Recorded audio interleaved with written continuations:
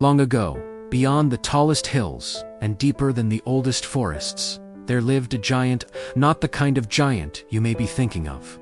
He did not roar. He did not crush villages. This giant was different. He was gentle, but no one knew that, because every time people saw him, they ran. Children hid behind doors. Farmers dropped their tools. So one day, the giant made a decision. If people won't speak to me, then I will learn about them another way. And so he began to collect something far more valuable than gold. He began to collect stories. The giant carved his first story into a great piece of tree bark. It was the story of a farmer he had once seen. The farmer had worked day and night, yet still lost his crops to a terrible storm. The giant carved carefully. Humans feel sadness, even when they try their best. He carried the bark with him. One day he came across a small village. There he saw a little girl chasing a butterfly, her smile brighter than the sun. The giant had never seen such joy. He carved again. Humans can carry light inside them, but when the girl saw him in the distance, she screamed and ran.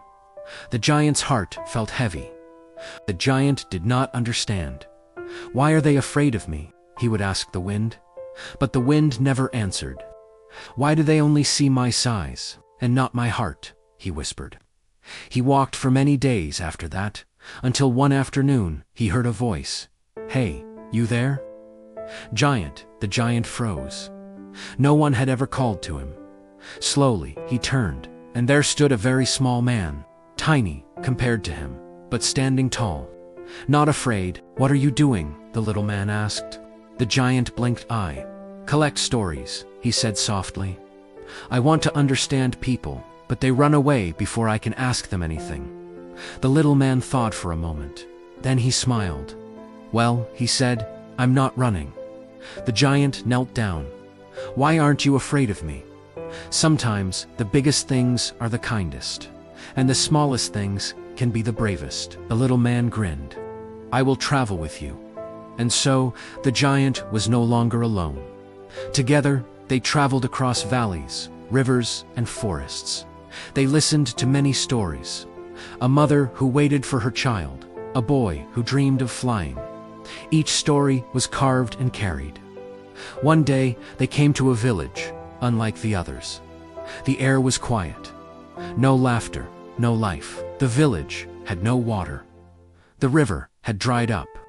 The people were weak, tired, and hopeless. "We have to help them," said the little man. The giant hesitated. "They will be afraid," he said. A villager spotted the giant. Panic spread. "Giant, run, hide." The giant stepped back, his heart sinking. But the little man stood firm. "No, you've learned their stories. Now it's time to become part of one." The giant remembered the stories. He made a choice. He walked toward the mountain while the villagers watched in fear. The giant raised his enormous hands and struck the mountain. Once, twice, the ground trembled. And then, from deep within the mountain, water burst free. A rushing stream poured down toward the village. The water flowed through their land once more. Life had returned. The giant stepped back. "I hope this helps," he said softly. And then he turned to leave. "Wait," a voice called. "Thank you," they said. For the first time, no one ran. The little man smiled, I think. The giant said slowly, "I'm no longer just collecting stories. I'm living one. And if you ever listen closely to the wind, you might hear his footsteps. Gentle, kind,